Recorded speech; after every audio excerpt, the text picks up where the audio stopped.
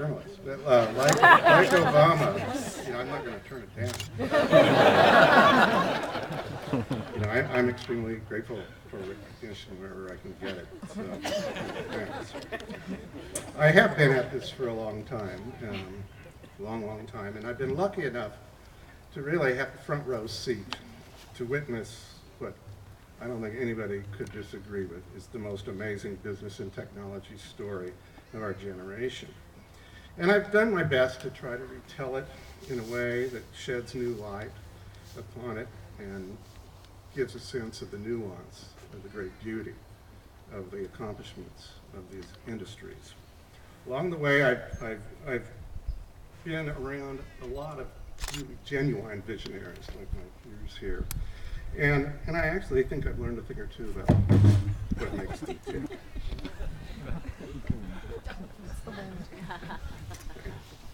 Before I get into that, though, I would like to talk a little bit about my craft.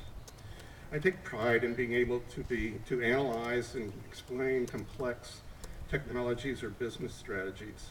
And like I said, to me, the business of technology is actually something of an art form. But my greatest pleasure has always been the interview process and cajoling people to say or to explain things in hopefully quotable ways. Ironically, though, what I have learned over the years is that being a visionary doesn't always mean you really know what you're thinking or what you're looking for, or more or less, or even how to describe it. So it sometimes takes the help of people like me or like Stephen Levy to sort of pull it out of people. And that is, I guess that sort of qualifies me as a conduit for visionaries. There's a page here. I can give you a good example of a visionary who wasn't very visionary at first. Jerry Yang is a good example. When he and David Filo started Yahoo, they thought they'd built the first truly effective map for getting around the internet, and they had. But before long, Jerry saw what really made Yahoo valuable was what the cumulative insight was that it revealed about people's real interests, what they were looking for when they went on the web. That was much more important than his ability to show them around. As he said to me, suddenly I realized Yahoo was a market research company, not a search engine. He said it felt really funny because it was an entirely different business than what we had set out to create. But with that statement, you can see in hindsight that this shift in his own perspective is actually what made him a visionary, is he was able to see what he had created and realize that it was something even more than he dreamed it would be. You can tell a similar story about how Google has become the world's biggest advertising agency, the most profitable. Or you could say the same thing about how Steve Jobs is now a movie mogul. He didn't set out to be that. Or even how Microsoft commandeered the entire computer industry.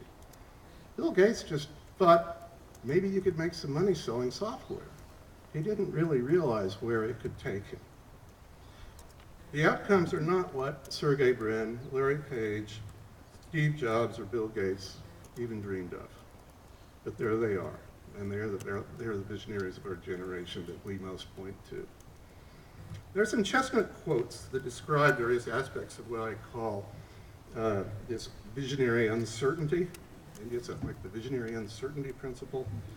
My favorite comes from an economist named Brian Arthur, who coined this term increasing returns, which basically describes the mechanisms of what a lot of people call monopolies. Basically what it is the whole mechanism of why you need a standardized platform before you can begin to create a really, truly valuable and profitable business like a software business. You have to have the target before you can create the volume that it takes to turn it into real value. Back in the 90s, Dr. Arthur liked to introduce his speeches by telling an anecdote about politics in his native Ireland. And he concluded with this wonderful punchline: if you aren't confused, you don't understand anything. I like that line because it kind of puts you in your place. Another one comes from Paul Sappho, and I'm sure most of you here have heard Paul say this maybe 10, 15 times, that it's a great saying.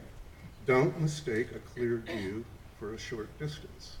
And the lesson of that is that, yeah, anybody can be a visionary, but how do you get there? That's the hard part. And that's basically what a visionary really is, and that's what we've got around us here. Now back to those key characteristics I was going to mention about that I've noticed in the 3 decades I've dealt with people like this. There are really only two, I think, two key characteristics to these visionaries.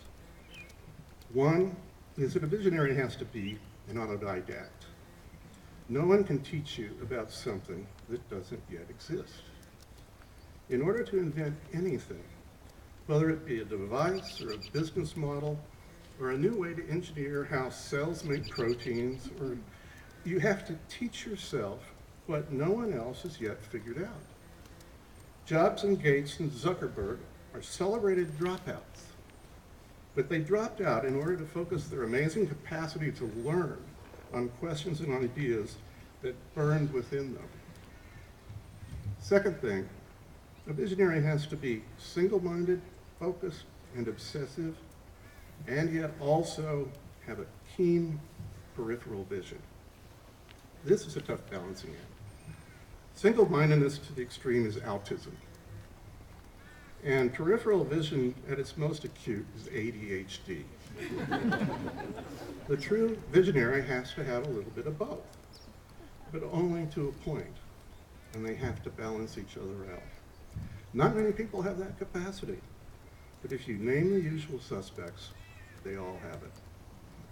Journalists, too, are almost by definition autodidactic. But as for me, well, I'm usually not obsessive enough to stick with anything long enough to see my grandest visions all the way through to reality. And as I've grown older, I've found it harder and harder to avoid wearing the blinders that seem to come with gray hair. But there are and always have been role models all around us of visionaries who retain their amazing lucidity well into their twilight years. Of all the true visionaries I have known, the one who influenced my thinking the most was Peter Drucker, who passed away 2 years ago, a week shy of his 96th birthday. I had gotten to know him at a Fortune conference in the 90s, and I'm proud to say that we actually became sort of this odd couple of friends. I would go down to visit him fairly regularly at his home down in Claremont just to find out what he was thinking about from time to time. And I always came away smiling, surprised, and enlightened. He took me to lunch one afternoon at the time-worn Continental Restaurant, this really shabby place on Foothill Boulevard where he dined 5 times a week. As it turned out, this would be the last time I would see him. Toward the end of our lunch, I asked Drucker, the author of more than 24 books about management and the economy, and even a novel, what the book was that he wished he had written. And he said to me, it would have been called Managing Ignorance, he said without missing a beat. I never wrote it, but if I had, it would have been the best of them all. Well, it's too bad he never wrote it. But maybe in his honor someday I will. And if I do, I think we'll all call it as managing confusion. Because if you aren't confused, you don't understand anything. Thanks.